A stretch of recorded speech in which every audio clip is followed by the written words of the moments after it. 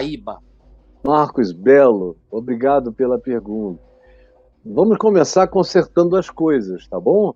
A igreja não tem poder nenhum de ligar e de desligar. Esse é papo que no meio chamado evangélico apareceu da década de 60 para cá, com o início da teologia da prosperidade, com a confissão positiva, com o surgimento da unção apostolar.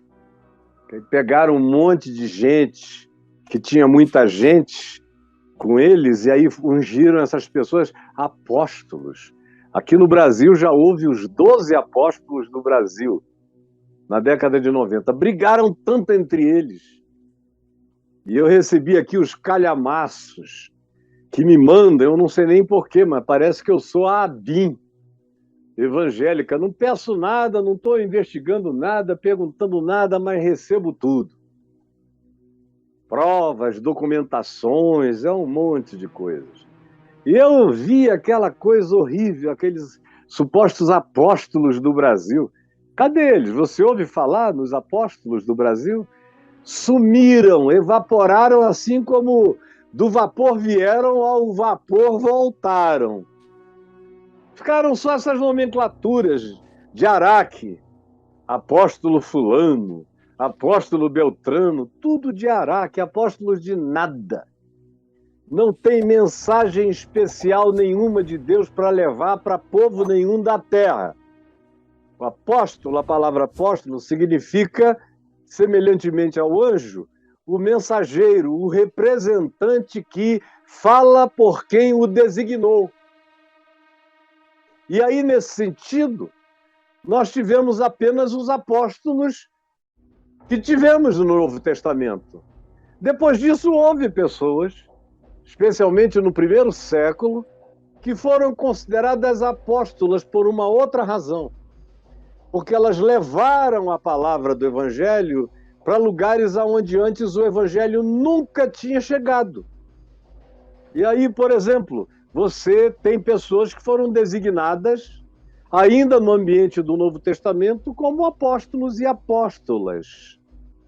Gente como Priscila, Áquila, você lê especialmente aqui em Romanos 16, aqueles que Paulo chama de apóstolos, e não fazem parte, não figuram no protagonismo dos apóstolos, assim considerados como aqueles que receberam o mandato de falar em nome de Cristo, completando o significado das interpretações do que Jesus tinha falado nos evangelhos, e eles supostamente tinham andado desde o início, por isso podiam pelo menos repetir as informações com idoneidade para as gerações seguintes.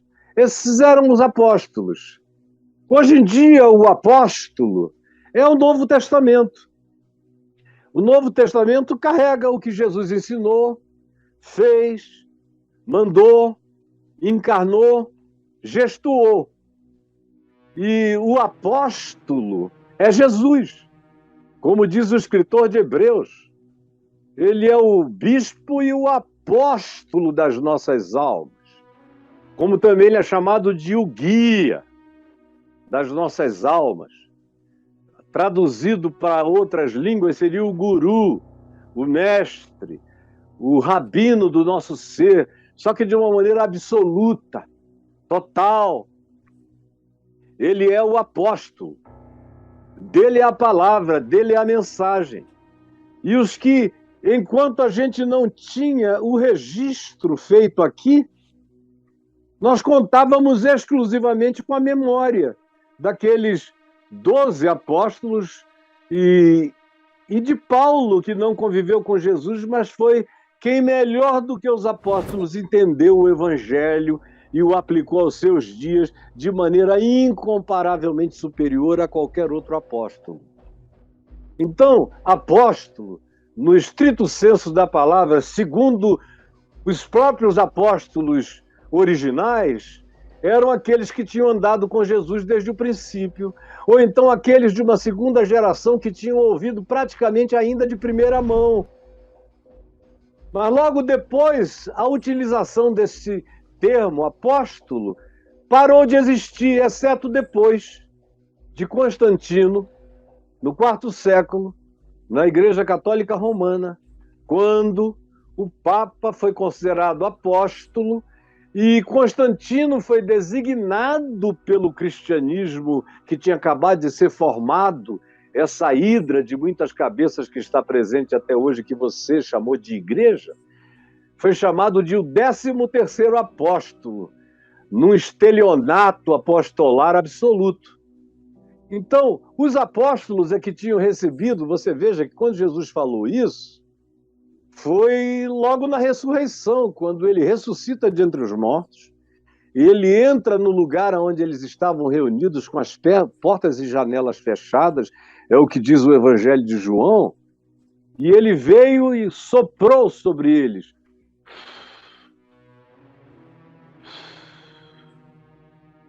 E disse: recebei o Espírito Santo. Aquilo que ligardes na terra terá sido ligado no céu, e o que desligardes na terra terá sido desligado nos céus. Aí, dos anos 60 para cá, no século XX, esses grandes deturpadores do significado original do Evangelho inventaram essa geração de apóstolos. Chegou um tempo que tinha mais apóstolo do que crente, para todos os lados. E uns apóstolos mais fajutos do que os camelôs das praças públicas, carregando esse termo e essa expressão sem nenhuma propriedade.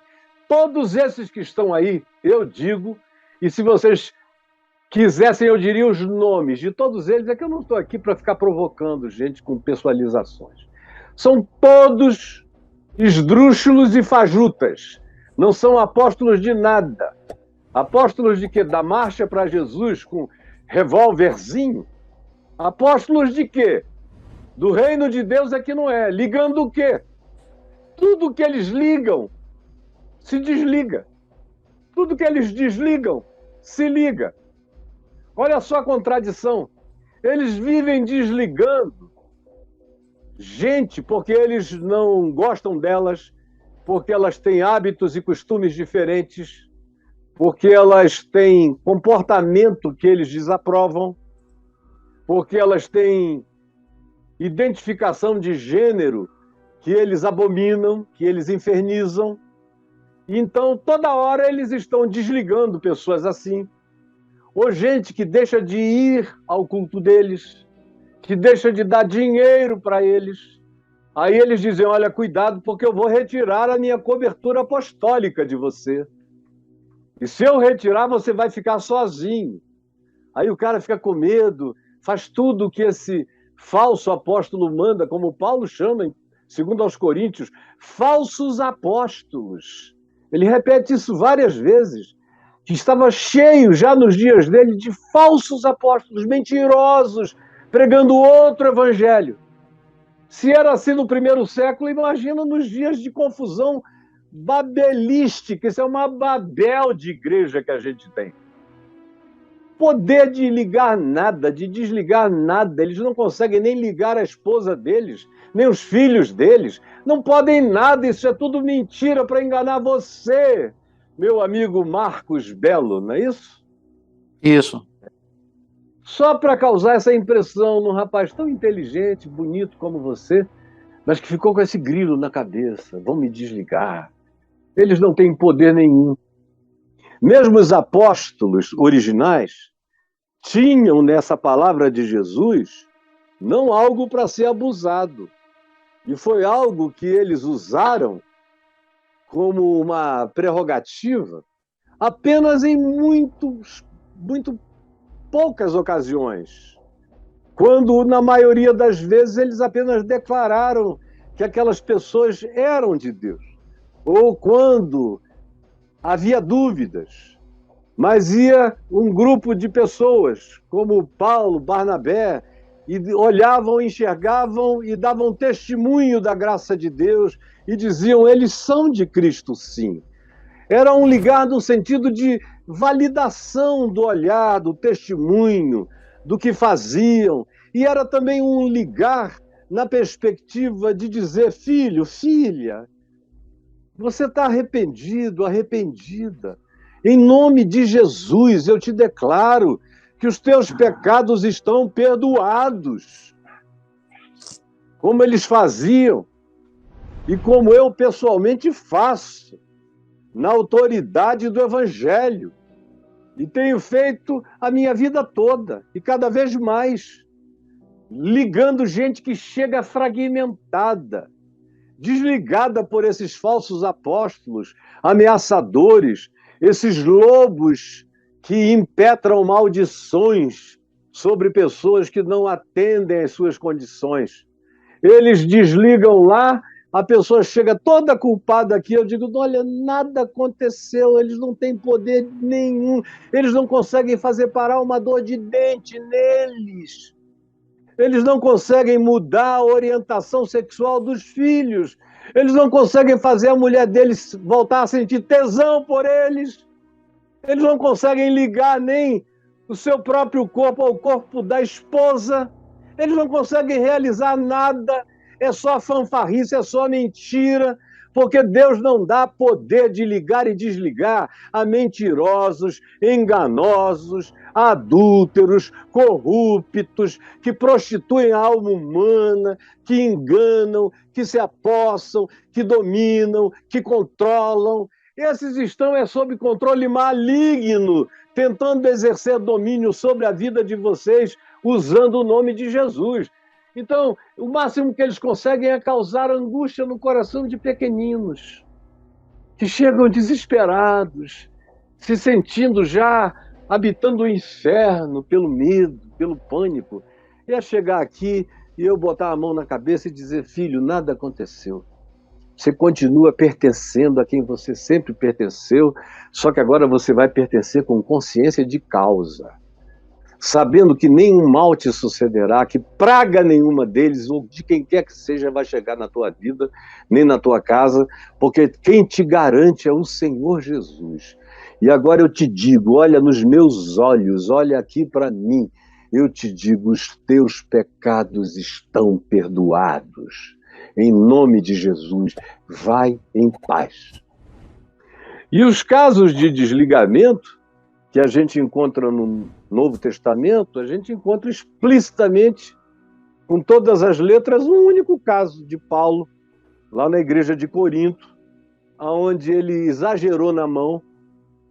É aquele texto de 1 Coríntios 5, quando ele diz que estava entregando um determinado membro da igreja de Corinto a Satanás para a destruição da carne. Porque o cara tinha ido para a cama com a mulher do pai, não era com a mãe dele, era o pai casou de novo, viúvo, seja lá qual tenha sido a circunstância, e ele ficou com tesão na mulher do pai, a mulher do pai deu mole para ele, eles foram para a cama, tiveram um caso que acabou sendo descoberto e todos eles eram membros da igreja em Corinto, como acontece aqui nas Corintos da nossa vida todo dia. E Paulo, distante, devia ser amigo do homem que foi traído, devia perceber o mal enorme numa cidade como Corinto, tomada de promiscuidade, de prostituição para todo lado, e a igreja não era melhor do que a sociedade que a circundava, ela era muito parecida com a sociedade circundante, a igreja de Corinto, e Paulo, nesse arrobo, diz que reunidos eles e o meu espírito, diz Paulo, eu determino que tal pessoa seja entregue a Satanás para a destruição da carne. Aí passa um tempo, Paulo se arrepende, e na segunda epístola aos Coríntios, você lê lá no capítulo 2, vai lendo em diante, 3, 4, como o arrependimento dele está presente em quase tudo que ele diz naquele início de 2 aos Coríntios. E ele se arrependia de ter entristecido tanto aqueles que tinham o poder de alegrá-lo. E que ele tinha exagerado do que ele tinha dito. E fala lá, retirem de sobre ele esse peso, para que ele não seja esmagado, para que ele não atente contra a própria vida, para que ele não caia numa tristeza profunda, onde Satanás vai ter vitória. Então, na ansiedade de ajudar o indivíduo a andar em Cristo, ele exagerou. Ele foi para além dos limites. Porque eu não tenho permissão para entregar ninguém a Satanás. O irmão de Jesus, o apóstolo Judas, falou contra isso na epístola dele, contra aqueles que diziam juízos infamatórios contra o diabo. É uma coisa interessante. Judas, o irmão de Jesus, demanda que a gente tenha uma atitude de respeito pelo mundo espiritual negativo e positivo, por anjos e por demônios. Porque eu não estou aqui para galhofar, nem para puxar arminha para Satanás, que é tudo que ele quer. Nem estou aqui para expulsar demônio do palavrão. Não estou aqui para baixar o nível para um piso em que o diabo gosta de pisar. Não. Ele disse que o arcanjo Miguel, quando contendia, eu estou falando de Judas, o irmão de Jesus, o arcanjo Miguel, quando contendia com o diabo a respeito do corpo de Moisés, não ousou proferir contra o diabo, contra Satanás, juízo infamatório. Seu canalha, seu safado, nada disso. Antes disse que o Senhor te repreenda, Satanás. É o que a gente encontra também em Zacarias 3. Quando Satanás é repreendido pelo anjo do Senhor, que é manifestação do Cristo, antes da encarnação de Jesus. É o Cristo que o repreende, que repreende a Satanás, que estava acusando o sumo sacerdote Josué. E o Cristo presente, o anjo do Senhor, repreende a Satanás e diz: porventura não é este um tição que eu tirei do fogo, um pau preto queimado, mas eu não deixei ser extinto, mantive a brasa da vida nele. E a tua acusação termina aqui. E mandou paramentá-lo com todas as simbolizações da restauração espiritual. Zacarias no capítulo 3. Então essa coisa não tem nada a ver com a igreja. Imagina essa igreja que vocês chamam aí, que é um cassino de mentirosos, de ladrões, como Jesus disse, do templo em Jerusalém, das autoridades do templo, chamou de covil de salteadores. E aqui é muito pior do que estava lá, está horrível esse negócio aqui. Você acha que Deus está transferindo o poder de ligar e desligar para um pessoal que existe em estado de desligamento divino? Então, meu querido Marcos, apenas saiba o seguinte: você está ligado pelo sangue do Cordeiro. Você tem um liame, um vínculo inquebrável em Cristo. Entre você e Jesus não tem homem nenhum para fazer mediação. Não tem ser humano nenhum, e a igreja não é mediadora entre Deus e os homens. Isso é uma teologia, uma doutrina do catolicismo medieval. E que perdurou até pouco tempo atrás. Mas pergunte ao Papa Francisco se ele crê que fora da Igreja Católica não há salvação, como se propagou tantos anos. Ele vai dizer que não. Ele sabe que a graça de Deus opera livremente em toda a terra sobre quem Deus quer. Mas oficialmente na doutrina da Idade das Trevas, atravessando o medievalismo todo, foi que se construiu esses superpoderes para a igreja, para poder unir casamentos ou não unir, para declarar que quem não pede a bênção dela está sob maldição. É tudo demoníaco. Porque Deus não constituiu ninguém e nada como mediador entre Deus e os homens, senão Jesus Cristo, o homem. Não é Paulo, não é Pedro, não eram os apóstolos, não era a igreja de Jerusalém. Igreja nenhuma tem esse poder de determinar com quem Deus anda e com quem Deus não anda. E quem ensina isso para nós é Jesus, nos evangelhos. que andava com gente que até os apóstolos nem entendiam, que conversava com mulheres, como em João 4, com a samaritana, que devia ser jovem, bonita, ao meio-dia, num lugar descampado, só os dois. E os apóstolos vieram e ficaram grilados, cabreiros, porque ele estava conversando com aquela menina ali. Jesus nunca abriu essa porta para ninguém xeretar a existência de ninguém. Não deu essa permissão. E ele mesmo não daria isso para ninguém que fosse abusar disso. E abuso é tudo que se instituiu no cristianismo. O cristianismo é, semelhantemente ao islamismo, hoje em dia, uma religião de abuso. Abusos, abusos e abusos. E o cristianismo protestante, ou evangélico, ou pentecostal, é o mais abusivo de todos eles. Então, esses que abusam da alma humana são aqueles que estão sob juízo divino. Então, esqueça isso para sempre. Só tem um mediador. Você dá conta da sua vida diante de Deus. Manda eles me desligarem para ver o que acontece. Não acontece nada. Absolutamente nada.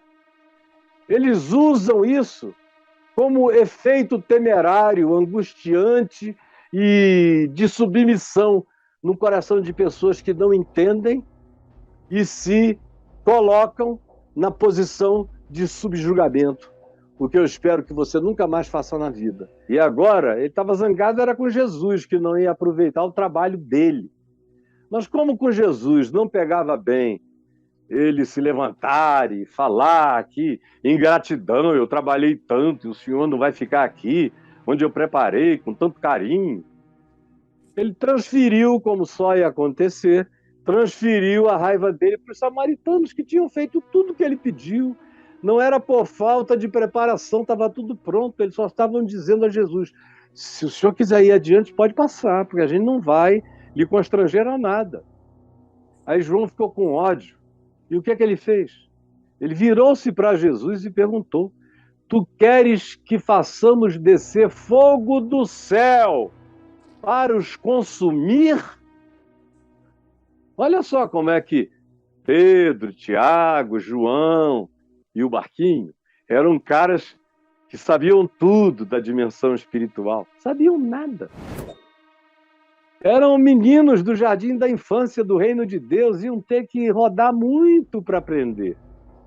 Aí esse João ouve Jesus dizer o seguinte, vós não sabeis de que espírito sois.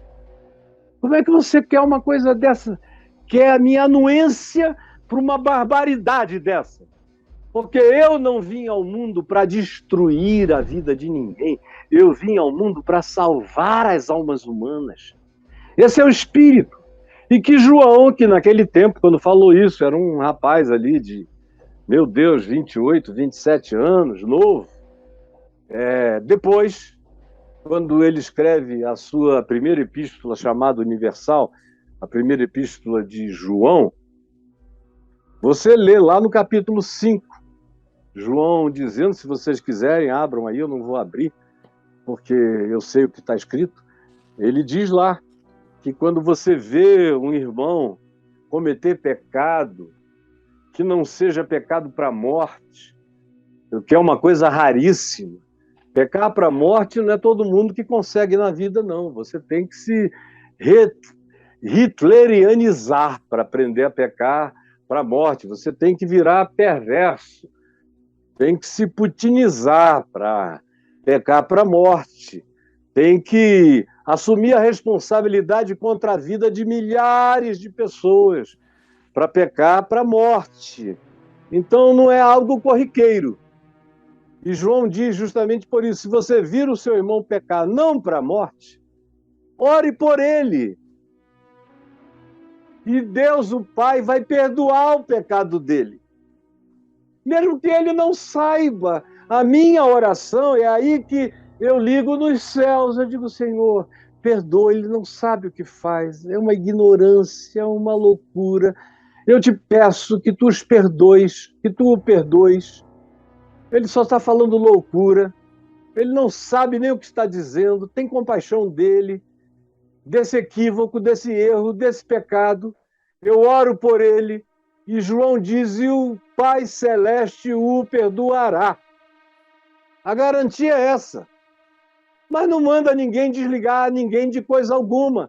Até porque, como Paulo disse, ninguém sabe quem vai encontrar, quem não vai encontrar, quem vai se converter, quem não vai se converter, quem vai entender, quem não vai entender. Assim como eu não tenho permissão de separar o joio do trigo, eu não ganharia permissão. Seria uma contradição, Marcos Belo. Se Jesus não deu aos apóstolos, nem a qualquer grupo de discípulos, e muito menos ao que vocês chamam de igreja, para separarem o joio do trigo, por que ele daria autoridade para o cara, bel prazer, conforme o humor dele, ligar, porque eu gosto muito de você, e desligar, porque você é um bobão, um boiola, que não tem Deus no coração? Nada disso. Tem que haver a coerência com o Evangelho.